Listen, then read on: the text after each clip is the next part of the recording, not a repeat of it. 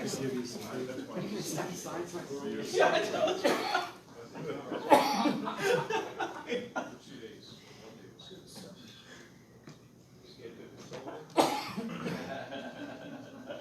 Good morning, brothers. Good morning. And welcome to our last day of talks here for our 2023 National Convention. It's been a pleasure to be with you during this week.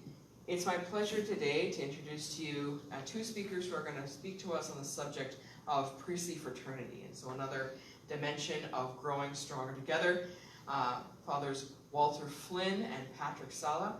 I got a chance to meet Father Walter and Father Patrick a few years back when they were ordained and they began coming to what was originally known as the Young Clergy group of the Maritimes, and has, after several years of meeting, has become known as Youngish Clergy group of the Maritimes.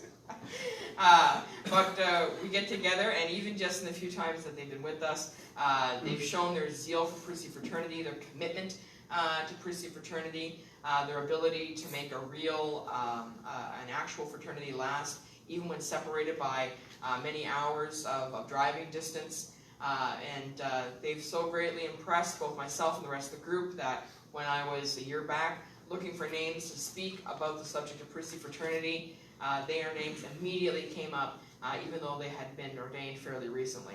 And so I'm looking really forward to our talk here this morning. Thank you, Fathers Patrick and Walter, for being with us, and I'll hand over the mic to you. Thank you very much. It's a real pleasure for us to be here. I think we were probably the most surprised people to be asked to give this talk. We have never given talks on priestly fraternity before. However, in preparing for these talks, we realized we've talked a lot about priestly fraternity before, and so we're happy to speak into this topic, which is important to both Father Walter and I. And in terms of our talks today, they're really just going to follow our own journey through the seminary, our own questioning what fraternity is meant to look like, what it can look like, and how we've experienced it. And as we kind of journeyed through that ourselves in our seminary formation, some things became very clear to us, and some in terms of what it is, what it isn't, how we're called to live that out. And so we're going to just try and share that with you today in these two talks. Some of what we say you may have heard a million times before.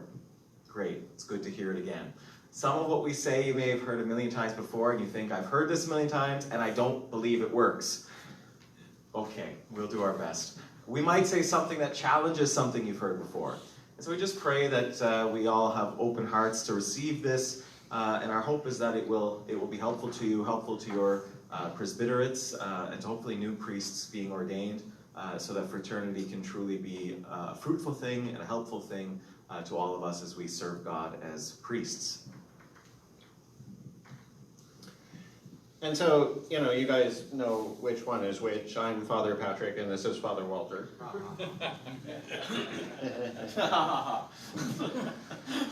Let us begin with a prayer. In the name of the Father, and of the Son, and of the Holy Spirit. Amen. Good and gracious God, we thank you for the many gifts that you have given us. In your infinite wisdom, you support our finite strength directly with your intervention, but you also send us others to take care of us as well. We thank you and we praise you for the many people who have brought us here right now to where we are today, and we pray that you will lift them up and take care of them. Help us to be better servants of you so that we can bring you to all of our people and all of the nations. We ask all this through Christ our Lord. Amen. We're going to begin both of our talks with a short reflection on a scripture passage. And so I'm going to read a passage from the book of Genesis, chapter 4, verses 1 to 16. The man had intercourse with his wife Eve, and she conceived and gave birth to Cain, saying, I have produced a male child with the help of the Lord. Next, she gave birth to his brother Abel. Abel became a herder of flocks, and Cain a tiller of the ground. In the course of time, Cain brought an offering to the Lord from the fruit of the ground, while Abel, for his part, brought the fatty portion of the firstling of his flock. The Lord looked with favor on Abel and his offering, but on Cain and his offering he did not look with favor. So Cain was very angry and dejected. Then the Lord said to Cain, "Why are you angry? Why are you dejected? If you act rightly, you will be accepted. But if not, sin lies in wait at the door. Its urge is for you, yet you can rule over it." Cain said to his brother Abel, "Let us go out in the field." When they were in the field, Cain attacked his brother Abel and killed him. Then the Lord asked Cain, "Where is your brother Abel?" He answered, "I do not know. Am I my brother's keeper?" God then said, "What have you done? Your brother's blood cries out to me from the ground. Now you are banned from the ground that opened its mouth to receive your brother's blood from your hand. If you till the ground, it shall no longer give you its produce. You shall become a constant wanderer on the earth." Cain said to the Lord, "My punishment is too great to bear. Look, you have now banished me from the ground. I must avoid you and be a constant wanderer on the earth. Anyone may kill me at sight." "Not so," the Lord said to him. "If anyone kills Cain, Cain shall be avenged 7 times. So the Lord put a mark on Cain so that no one would kill him at sight. Cain then left the Lord's presence and settled in the land of Nod, east of Eden. The word of the Lord. Thanks be to God. I chose this passage to start our talks with because this question, "Am I my brother's keeper?" came to a head for us in the seminary. It's a line that certain seminarians used to say on a fairly regular basis. And there was one particular SASA meeting, that's the Seminarian Association of St. Augustine Seminary in Toronto, in which we were discussing the topic of how to support one another better. And again, one of the seminarians stood up in this moment and said, "Am I my brother's keeper?" And in that particular moment, more than any other moment, I just felt really, really convicted that I had to say something. And I stood up and I reminded everyone that the man who says this in the scriptures is the one who murdered his brother. And so we should never be saying, "Am I my brother's keeper?" We really need to have a care and concern for our brothers. And we see in this passage that Cain ultimately goes off to be alone. Not just alone from his brother, alone from other people, but alone from God. It says he's avoiding him. And so we really see the need for this kind of communion with each other. We often talk about the mystical body of Christ. We hear St. Paul talks about each member of the body has an effect on the other members of the body. Well, we know this theologically as the baptized. And so all of us, priests and seminarians, as baptized brothers in Christ, are united. We do have a care and concern for each other. And how much more, then, are we called to have care and concern for our brother priests? And so, in reflecting on this passage, we really feel we are, in many ways, our brother's keeper. We are called to be there to support one another, to journey with one another, and to love one another with true charity. And so this is what we want to start our talk with. And we've been trying to define fraternity. So we're going to offer kind of an initial definition of fraternity to get us going, but then we'll kind of develop that as we go in our talks today. And so from our own perspective and reflection, we'd like to propose that fraternity creates an atmosphere where deeper relationships can grow. Priestly fraternity should, in a particular way, be rooted in a common goal, that common road we travel on together, and our desire to imitate in the fullness of our humanity, the humanity of our head, Jesus Christ. So with that, we're going to kind of start journeying through our own journey of formation, our own journey with fraternity, and highlight key moments along the way that have shaped our views on how we feel we're called to live out priestly fraternity today. And before we get to our story, the story actually starts with me because I entered seminary a year earlier than Patrick did. In September of 2014, I entered St. Augustine Seminary and I began the propedeutic year, the spiritual year. There were 11 of us that year that started in spiritual year, and we were really a house divided, a group divided. There were 11 of us. 9 of them were from the Archdiocese of Toronto, and 2 of us were from what we used to call foreign dioceses, from dioceses away outside of Toronto, the center of the universe. So it was 9-2, but also, even in that, there was a subdivision because 9 of the people, well actually 8 of the 9 Toronto guys had been together for the last 3 years in Sarah House studying together. So it was, again, another divide of the Sarah House kids who knew each other, got along well, and then the 2 new guys. So that new guy and I was 30 when I entered seminary, and he would have been in his mid-30s. He's a couple of years older than me. And it was basically us against them. Not that we didn't like them, but we just weren't part of their group. We weren't part of their clique. And so it was very difficult for us to try and integrate ourselves. We couldn't integrate ourselves, well, I couldn't. The other guy was from Toronto. But so I couldn't integrate myself into the Toronto group because I'm not from Toronto, don't want to be from Toronto. I also, I couldn't integrate myself into the Sarah House group because I hadn't done Sarah House. So it was, in the beginning, you know, they were friendly, but you know, there wasn't that deep connection that we were looking for.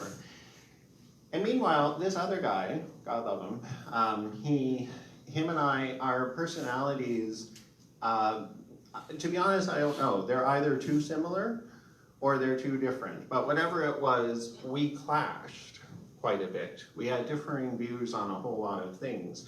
And so it was difficult even for him and I, the outsiders, to get along with one another. And as spiritual year continued, you know, my relationships with the Toronto guys, you know, was getting better and things like that. And my relationship with this guy was, it was rocky. I mean, you know, I still, you know, I was just out of 14 years of nursing. So, you know, if something happened to him, I would certainly help him. I would probably walk. I wouldn't have run, but I would have walked. But, you know, so it was tricky. And that was our entire spiritual year. And then in philosophy, we meet Patrick. So Patrick and I started together in 2015. We were entering philosophy, along with this third guy that was with me in philosophy, or in spiritual year that I, you know, kind of didn't get along with. And we were the only 3 philosophy students living at St. Augustine Seminary. All of our classmates lived down at Sarah House. So we had to commute downtown for class. There's another divide. Now we have St. Augustine's versus Sarah House, and they didn't want to come up to Scarberia, as they used to call it. So if we wanted to visit with them, we had to go down to Sarah House. On top of that, myself and Patrick and this other fella, you know, we now had this little tiny triad here, and we were living in the house. But with his difficult personality and our difficult personalities at times, we were having a lot of conflict. And the difficulty was, you have to imagine, we were on the 3rd floor and our rooms were right next to each other. So it was my room, and then his room, and then Patrick's room. Now Patrick and I clicked pretty much right away, for some reason, although we shared nothing in common, except that we're both from the East Coast. We clicked, and so, but we had literally this guy in the middle. So when we wanted to visit each other, we kind of, it was like a James Bond thing, you know, you kind of had to sneak by his room in order to go visit each other. And, you know, it wasn't a good situation, but we made the best of that we could. And we reached, you know, we weren't ignoring him. We were reaching out, we were trying to include him in our little dyad, I guess you'd call it. But it was very challenging. And then in first theology, our group changed again. It was a completely new group. And there were a lot of the same divides. Toronto, non-Toronto.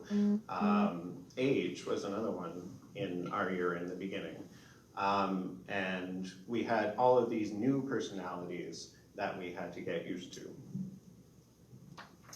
Yeah, so when we got to First Theology, we were supposed to be 12 of us. And of that 12, I think 6 or 7 were originally supposed to be from Toronto. Most of them had done Sarah House together, had just done their spiritual year together, and were coming into First Theology. Walter and I and our third friend had just done philosophy year together, and we're coming into First Theology. And so, as Walter said, there was this Toronto, non-Toronto sort of feel, and very naturally, because they were over half of our year group, so there was that natural sense, and then again, that Sarah House, not Sarah House divide as well. But what happened very quickly was what we call the Great Exodus. So leading up to the start of the year, 2 weeks before we went, one of our brothers dropped out. He was another East Coast seminarian. And then we showed up on the first day of class, and one of the Toronto guys didn't show up. His name's on the door. The rector was expecting him, and he didn't come. By Thanksgiving, another Toronto guy had left. And we all said goodbye at Christmas, and we got back in January, and another Toronto guy just didn't come back. And what was really striking in many ways about that, I mean, obviously guys discern out, guys don't finish the journey through formation for a variety of reasons.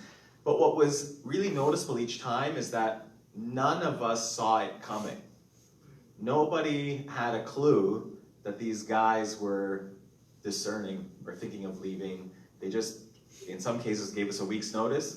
In some cases, just didn't show up. They just disappeared. And that really struck, certainly, Walter and I as very, very odd. And you could tell in the group that there was this growing tension, this kind of feeling of discouragement, and a bit of confusion as to, okay, what's going on here? Why are people leaving? And we didn't really know why they had left. They just kind of left. And so I remember chatting about this with Walter at this point, because I was kind of struggling with the way this was going down. And it struck me as odd that we had no clue that they were on the cusp of leaving. And so we made at that point, Walter and I, what we call the 6-month pact, which was if there was any sense that you were thinking you were gonna leave for whatever reason, we had to tell the other guy 6 months out, I'm thinking of leaving. Just so you weren't blindsided, just so you knew, just so you could invite the other guy into whatever you were going through. And so we agreed to that. And at the same time, I went to talk to our year group rep, who was one of the Toronto guys, and I was chatting with him about these things and really wrestling with this question of what can we do to be a better support to each other? Because we really had the sense that we weren't doing our part. And he and I butted heads a bit, and he really was stressing like, well, you can't force friendship, and you can't do this, you can't. And I said, yeah, I know, but like, I think we can be more intentional about supporting one another.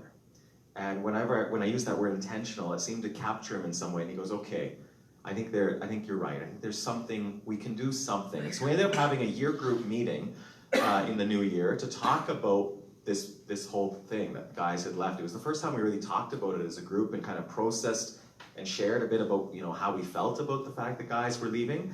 And talked about what it could look like to be more of a supportive and cohesive year group where we kind of invested in our relationships together.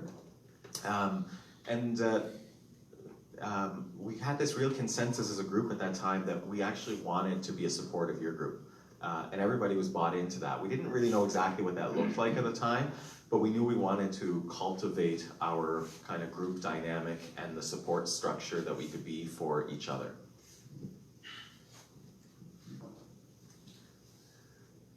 So we ended first year theology on a little bit of a hard note because, you know, we were starting to work through the tension and the problems, the discouragement that we were having.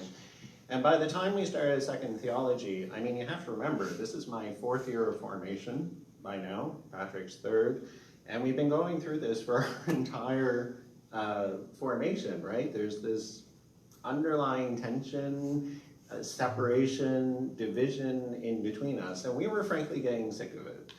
And so at the beginning of the year, we called a year group meeting, and we kind of picked up from where we left off at the end of first theology, where we were interested in moving forward together rather than separately, and we started working on how we were going to build on that. We had 2 examples to follow, a good one and a not so good one. We had seen, well, Patrick had seen actually, the current of that year, It was the year before. Sorry, the year We were before. in philosophy year. Oh, and we were in philosophy.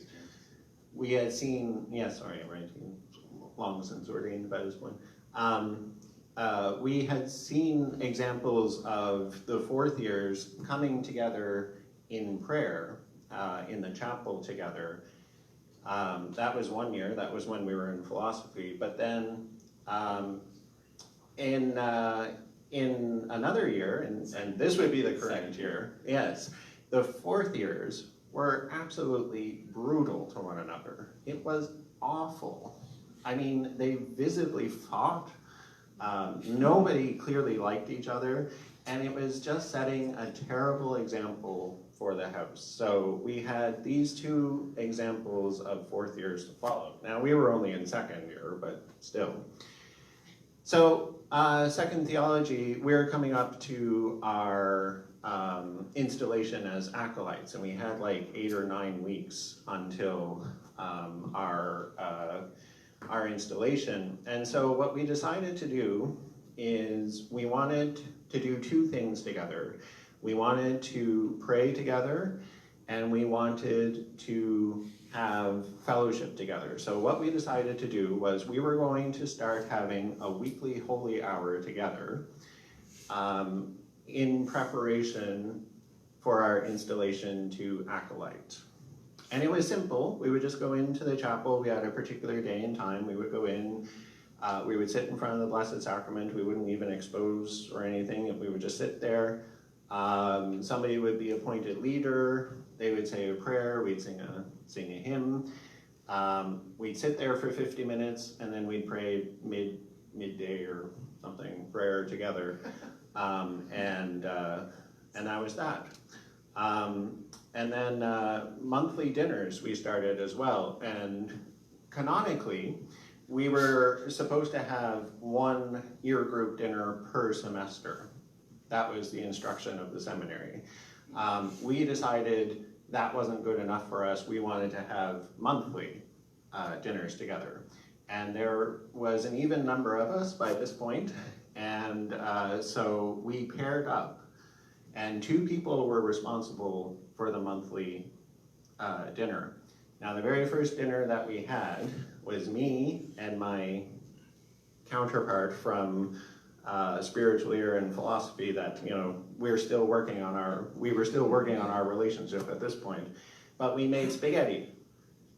And I can't remember what else, but we made spaghetti together for our first dinner. So we got into this habit of weekly holy hours and monthly dinners. And by the time our installation to Acolyte came, we had been praying together for 8 weeks. And I'll never forget it. It was the day of our installation. We had our holy hour in the morning. And at the end, we all stood up to leave. And I just turned around to the guys and I said, "See you again next week?" And everybody said, yeah. So even though we had completed the vision of praying together until our acolyte installation, we decided to keep going. And that's what we did for the rest of the year. We did a weekly holy hour, and everybody was very good at going for the most part. And we continued to have our monthly dinners, and we had our own informal little gatherings together too.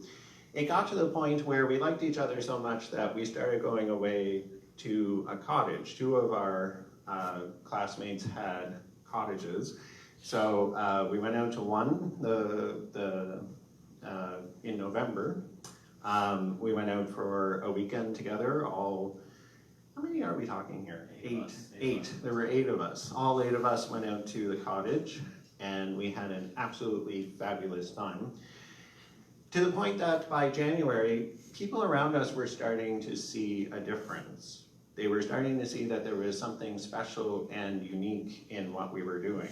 They could see our cohesion, how we enjoyed actually being in each other's presence, and we were supporting one another and being with one another.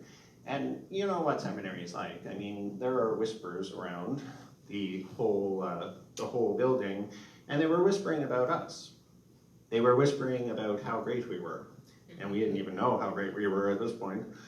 But people were starting to notice, and not only other seminarians, but the faculty were starting to notice as well, which led to later, work. So, but people were starting to notice, and then before we went off on internship together, we went to the other guy's cottage for a couple of days because this was the great separation, right? We were all going back to our own diocese for our internship. And at the end of the weekend, we took a picture together, and we still have it, although we're not all there anymore. But it was a great reminder.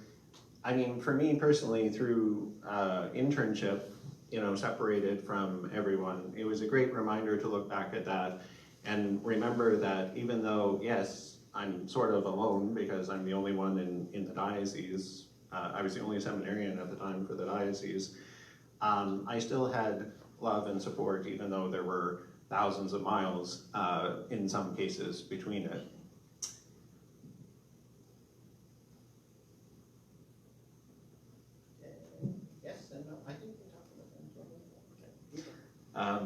So as Walter said, so we came to this juncture where we were all going off on internship, and we come to really appreciate the support and the fraternity that we had built with each other, and this was kind of our first next challenge, if you will. Okay, we were able to cultivate this sort of fraternity when we all lived under the same roof and had the same schedule. Now, what does that look like when we're all in our own dioceses, doing our own things in our own parishes? And so we really had to challenge ourselves to kind of find ways to continue to foster the fraternity in this new context. The other thing that's common in internship is guys discern out. That's usually one of the points when guys will discern out. And so it wasn't long before one of our brothers discerned out in October. And that was, I think, challenging for some of us, certainly to different degrees. It was he was the first friend of mine who left, so that was a hard thing for me, for him to be gone.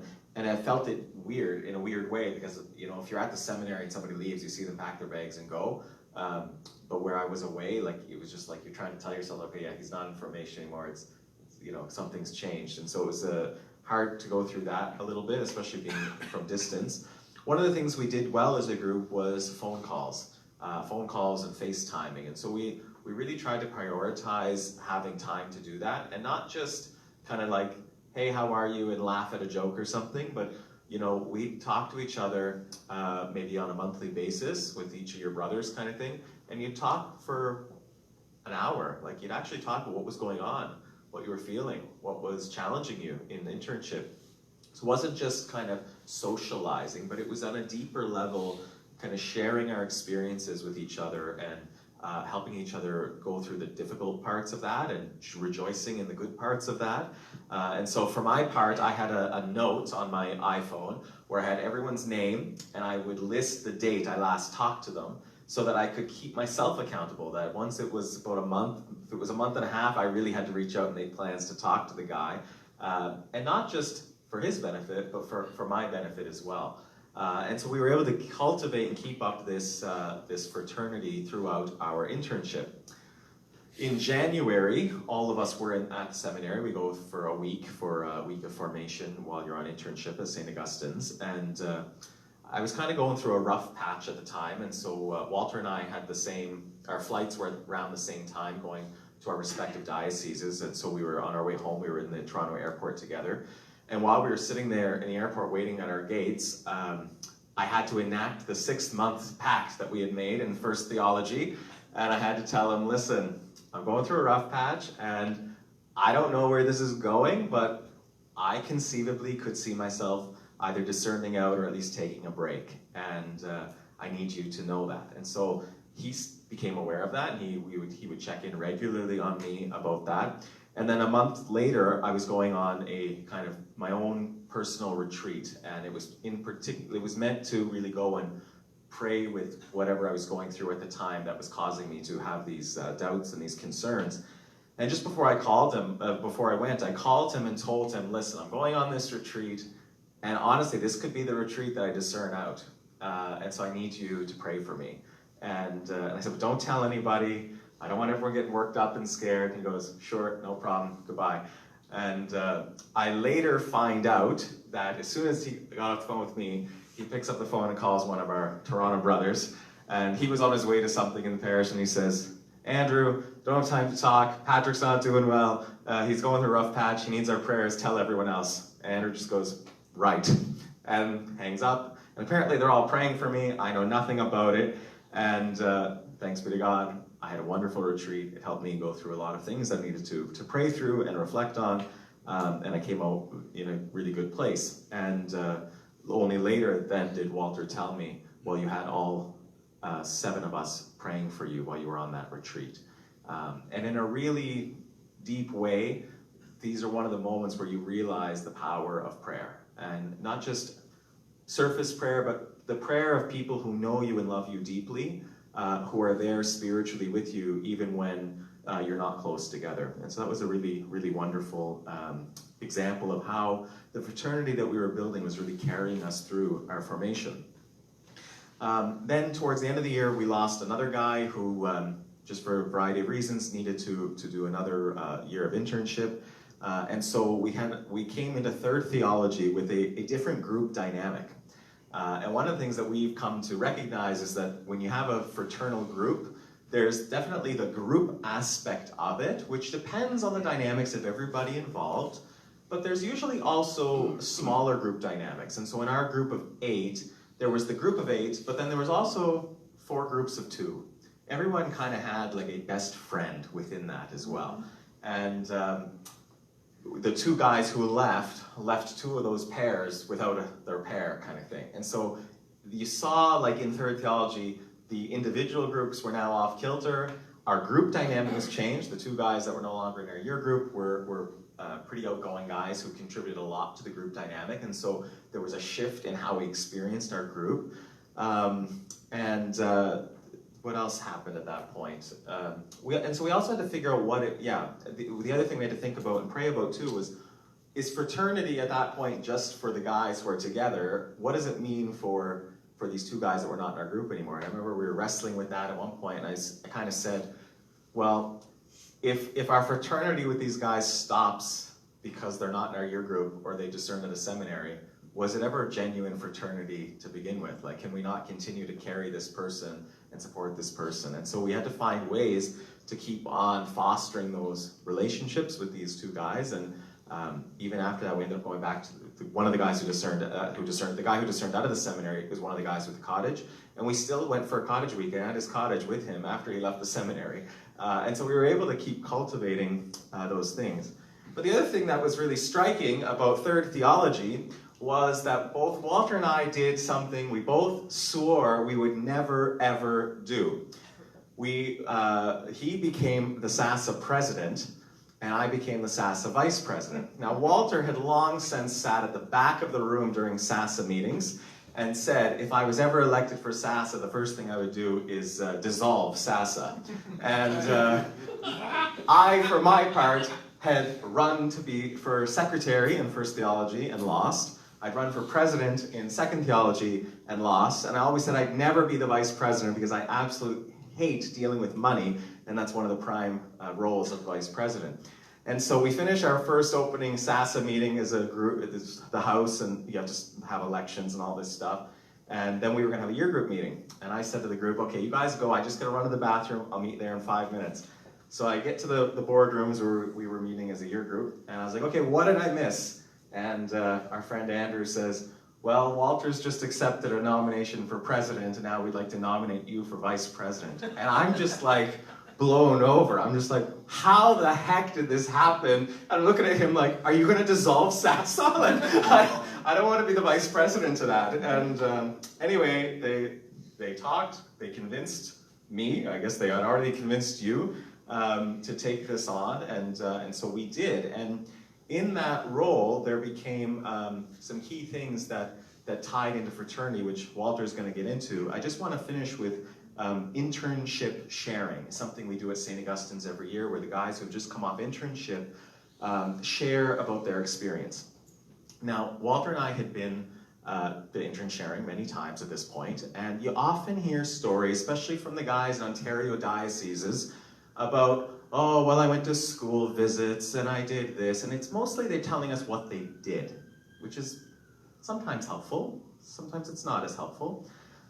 And so we as a group were talking, okay, what are we gonna share?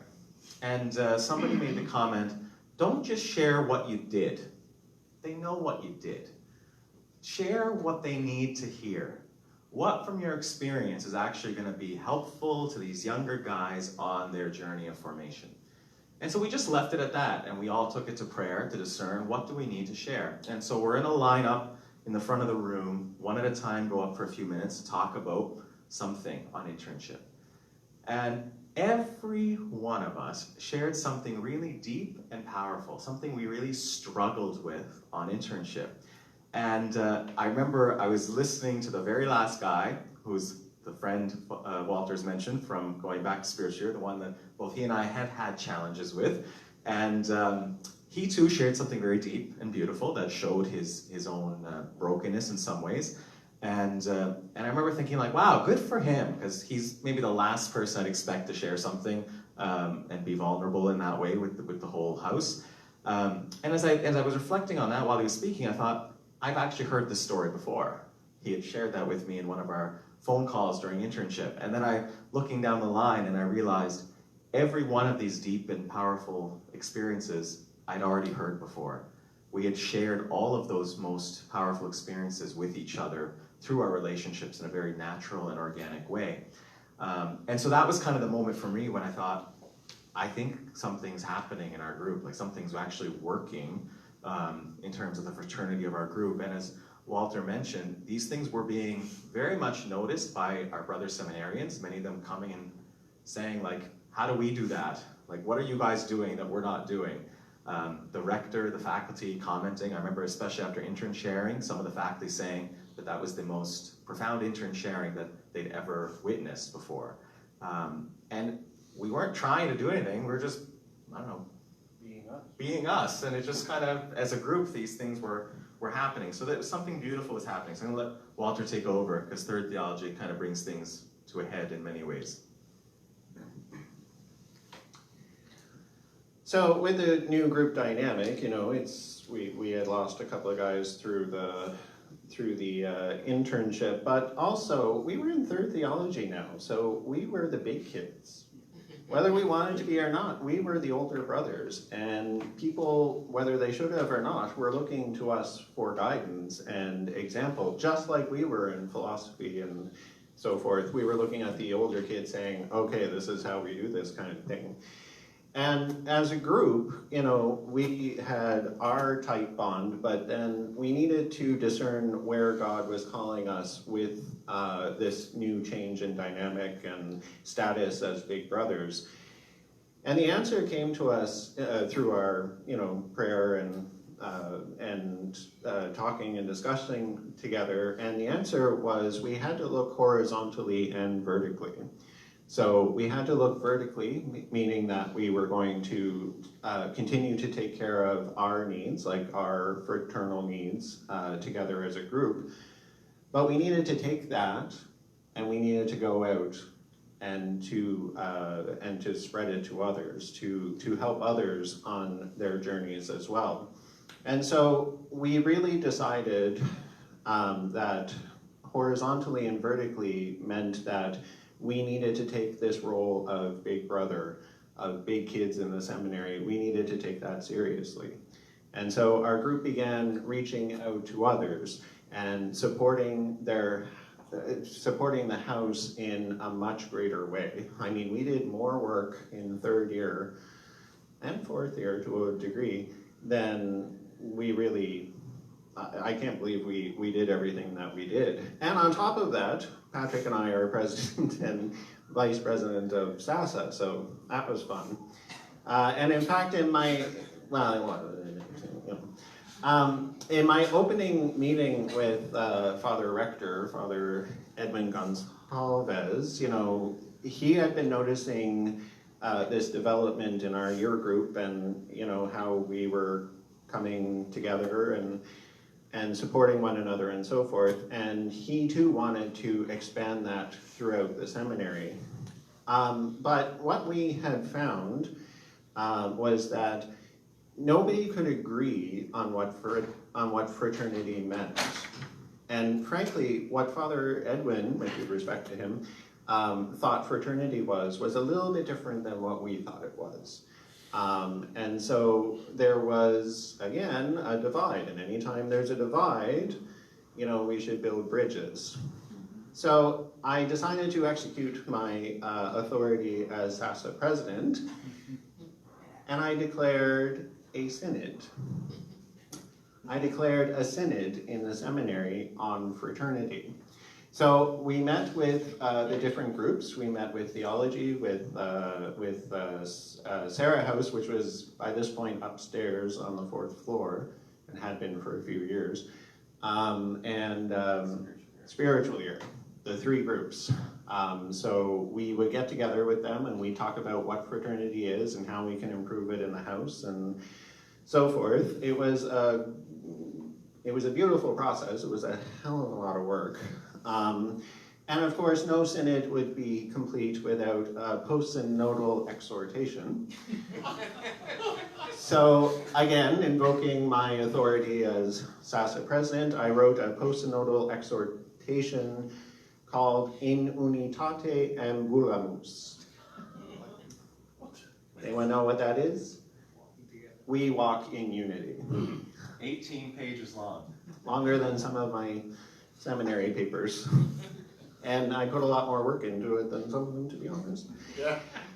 And we can make that available too if you want it. It's a cute little document. It's where the definition that we gave at the beginning of fraternity came from. It was a very prayerful document by myself, but also the people who attended the synod. And we really got some good feedback from the seminary body about what we needed in terms of fraternity and how we were able to move forward to make that happen. So in a way, it was kind of a vision process. A lot of work though, but very much fruit. And we handed it officially off to Father Edwin to use in his formation development. But one of the big questions that we all had, now that we're the big brothers, we're going to have new kids coming into the seminary who are going to need help and support throughout their time. So who is going to be the new guy that we were going to meet?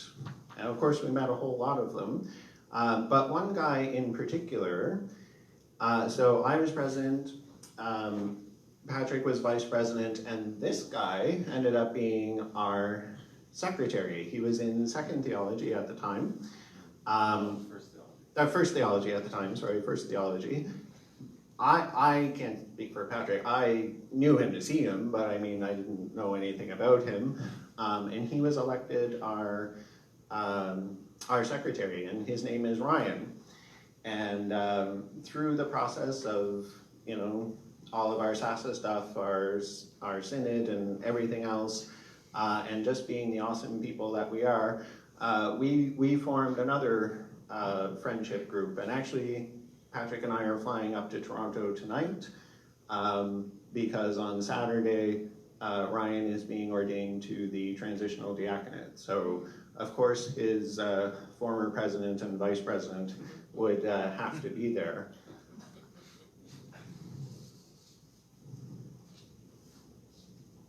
Yeah.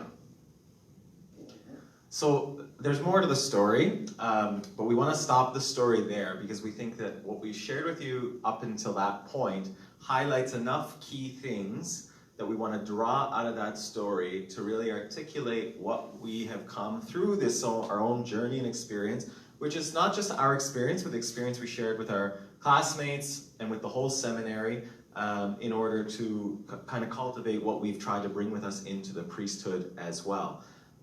And so we're going to talk about some tools for fraternity, some being intentional about fraternity, and then some attitudes of fraternity that are necessary as well to conclude this morning's first talk. So I'm going to hand that. Yeah. So there are three really important tools for fraternity that we hope you have pulled out of our story of our struggles these last 7 years in seminary. But the three important tools that we pulled out, number one is regular check-ins. Regular check-ins with one another, just, you know, even if it's just hi, how are you? You'll notice oftentimes if you ask me how I'm doing, I don't just say fine. I say something foolish, like, you know, better than you. I think I insulted someone the other day when I said that. He didn't talk to me for the rest of the day, so. It's not meant to be an insult, but it is meant to make you pause. Because, you know, too often we say, hi, how are you? Fine, how are you? Fine, good, and then we keep going. I've found that if I say something odd, like, you know, better than you, so far so good, but it's only early. I have a whole list of them. You've probably heard some of them here. It might not spark conversation, but it at least gives that pause where it's like, oh, let me think about that for a second. Oh, okay. And then probably you're going to move on, but it might spark conversation. So it can be just a hi, how are you? But it could also be, hey, I know this is going on, and you know, how are you dealing with that? Are you okay? You know, do you need a beer? Do you need to go play golf with me? Do you need to, whatever? Whatever those check-ins in person is best, but many of us are, you know, far away from one another, or we're busy with our parish stuff. So it could be a phone call or a Skype call or whatever. But regular check-ins are very important. Number two is faith-building activities. I really don't think our year group would have got where it was without the holy hours. The monthly dinners were nice. We had a heck of a lot of fun at them, and there was certainly fraternal building in those dinners, but I think it was the prayer that really cemented what we were doing. So when we get together as priests, I think praying together, the Mass, and other things are also very important to keep us anchored to Jesus Christ. And the third part is the dinners part, like the having fun part. You know, I have to be honest, what annoys me about getting together with priests is, and seminarians were the same, and so they probably learned it in the seminary and brought it to their priesthood. We tend to, when we get together, we talk business. This is what's going, I'm doing this in my parish, and you know, this is how many people are coming to Sunday Mass, and this is what my collection is, and you know, I plan to do this. And you know, to a point we need to do those kinds of things because we need to support one another, bounce ideas off others, and so forth. But all business and no play gets pretty boring pretty quick. And so when we get together, it would be nice if, you know, we talked about the business for a while, but then it turned into, how's your golf game going, Walter? Oh, well, I haven't been out in, 4 weeks. The last time I was out, I scored 98. But, so far so good. And then, it continues to spark that conversation. And it shows that you care it shows that you care about the person as well, and not just, the business side. So those 3 tools: regular check-ins, faith-building activities, and having fun. But the important thing, and the only reason why Patrick and I and our year group were successful in creating the fraternity that we did, is we were intentional about it. We made plans and we stuck to them.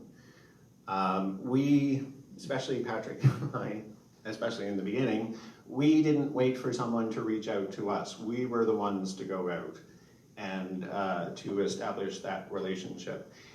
And then, we're all going to get those people who you invite them out, you invite them out, you invite them out, and they say no, no, no, no. Well, oftentimes after 2 or 3 no's, we stop trying. But, we should be gently persistent in, rounding up those people who are trying to be loners and so forth. Be sure to return calls and texts as soon as possible. Have an open door policy in your rectory or seminary room, whatever stage you're at. And we already kind of talked about the Rolodex, but the Rolodex idea, where we keep track of who we talked about and when, kept going after we left seminary. And we're still in touch with all or most of, on a regular basis, we're in touch with most of our classmates. And it's just good to have that reminder of the last time that you heard from those who are around you. In our group, as a group, we get along very, very well. Now, naturally, there's still certain people in the group we get along better with. There's a couple of people in my group that I don't naturally get along with the greatest, and yet I've really grown to love them. One in particular is the guy right back from spiritual year with Walter, who still, he has days where he drives me up the wall, but I actually do love him. And so he's someone who, God bless him, will never be the one to reach out to talk to either one of us. So we still reach out. I don't let more than 2 months go by without sending him a text saying, we're due for a phone call. And we end up having a long phone call, a very fruitful phone call, and I know it benefits him. I know that but he needs it, and yet he'll never reach out for it. And so I still do it though, because I know it's helpful to him. And then when we are together as a group, that is one of the things that brings us together as a group, because he knows, we're there for him, kind of thing. Even though on a friendship point of view, sometimes we don't always get along, but as brothers, we get along. The other thing, the reach out first, it also applies. Sometimes we get in this habit where we think, well, they need to return the favor. And if they don't return the favor, I'm going to stop doing it. And I think both Walter and I have done that a few times to try and spark the other person to be like, oh, maybe I should reach out, kind of thing. And in some cases it worked. There's some brothers now who, if we let it go too long, they're the ones to reach out, which is awesome. And there's a few that don't. And so that's why we still reach out to those ones. Now, we began our talk today by telling you we've never given a talk on fraternity, so most of this is just sharing our own experience. But we want to conclude this talk by sharing the wisdom of somebody who's much smarter and holier than the two of us combined, and that is the former Apostolic Nuncio, Archbishop Luigi Bonazzi. He gave us a Lenten recollection at St. Augustine's in the start of Lent of 2020, which was when we were in third theology. He comes and gives this recollection while the synod on fraternity is going on in the seminary, while everyone, and it's just like the synod in the church right now, lots of divide. Some people think it's dumb that we were having a synod. Some people disagreed with the process and all this stuff. And yet it was very fruitful. And in the midst of this is when the Holy Spirit's working. His whole recollection was about fraternal love. And they're all like, did you tell the rector? Did you guys talk? None of us talked. It just happened. And I'm going to share with you, conclude by sharing his 7 attitudes of right living. These 7 points, and I'm quoting directly from his talk, These 7 points are the art of building communion with others. They need to be practiced every day. Number 1, benevolence, the desire to become saints together. Number 2, care and patience with our brothers and sisters, being non-judgmental of others. Number 3, patience. We have as much patience as we are willing to suffer. Number 4, esteem. Enhancing the good in others. In doing so, you get back what you give. Number 5, sharing. Awareness of being one body, sharing sufferings and joys together as one. Number 6, cooperation. To be of the same mind and purpose overcomes individualism. Number 7, friendship. Needs to be nurtured, defended, must provide relaxation. That's key. That's key. And finally, Archbishop Bonazzi gave us 3 key words for charity. Thank you, I'm sorry, and I love you. 3 key words for growing in charity. Thank you, I'm sorry, and I love you. So this concludes our first talk. In the afternoon talk, it gets maybe a little bit more practical and applicable to our contexts, hopefully.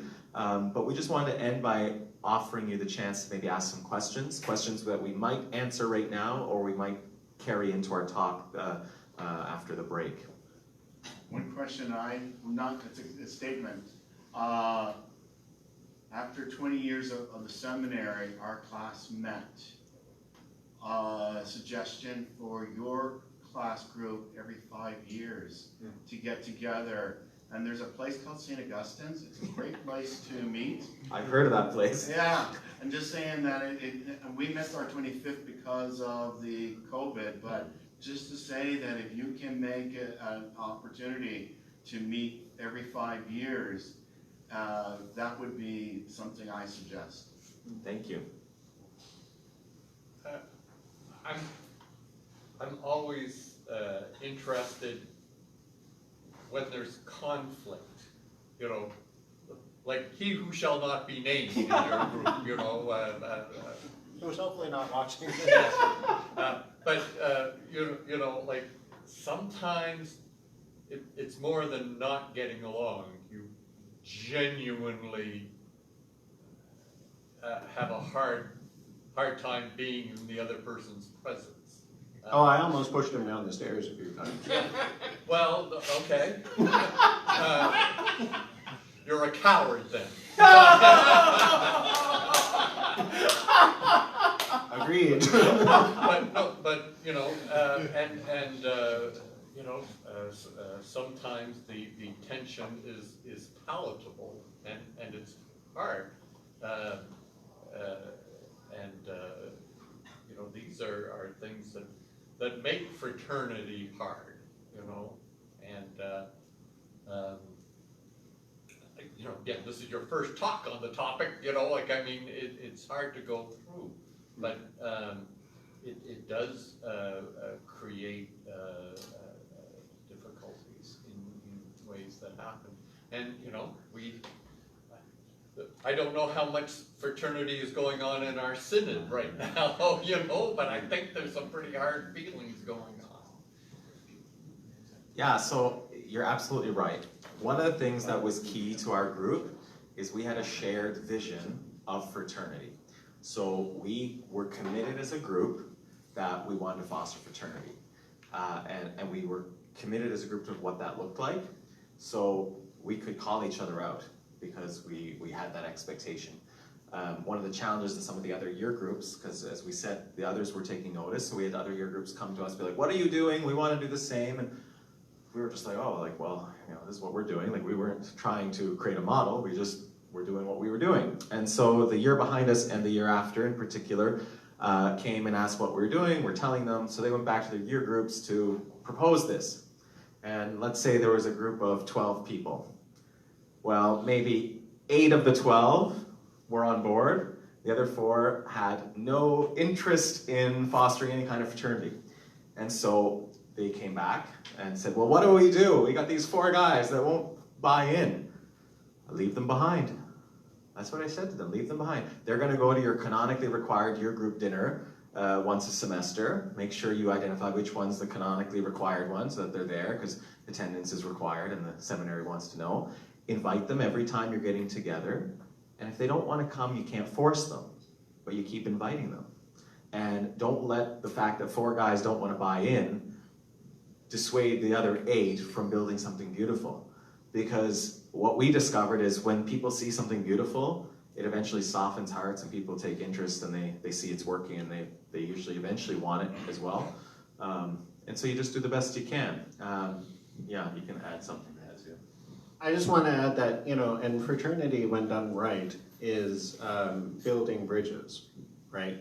Building bridges between the divisions among us. And sometimes, as you're building a bridge, somebody's going to come and tear it down, and you have to start all over again. But the point is, how many times are you willing to start that bridge over again, right? How many times are you willing to try and bridge that gap? How much are you willing to agree to disagree on certain things, but, come together in a different area, right? So, it's all about bridge building, and we are expert builders. So. And again, this is where fraternity is not the same as friendship, because there are a number of guys I can think of throughout our time in seminary who were difficult to get along with, who, whenever I was with them, I'd get annoyed, just being very honest with you. And yet this is where the prayer is key, and the I'm sorry and I love you is key from Archbishop Bonazzi. I think the 3 particular guys who I to this day do not necessarily get along with, but I've really grown to love all 3 of them in a way that I see who they are, I understand who they are, I understand some of the things in their life, and even though they drive me up the wall and they're hard to be around, I genuinely have grown to love them, and that's helped me kind of surpass the parts that are difficult between us, and that takes time. Our relationship with our one brother from the beginning, there's a number of years there where I don't think I'd use, in all honesty, the word love, but then that did come eventually. So it's 10:30, we want to respect time, so if you have any questions, feel free to let us know. We can try and work them into the next talk, and we'll have hopefully some more time for questions at the end of the second talk. We have a half-hour break, I believe, and we're on again at 11 a.m. Thanks, everyone.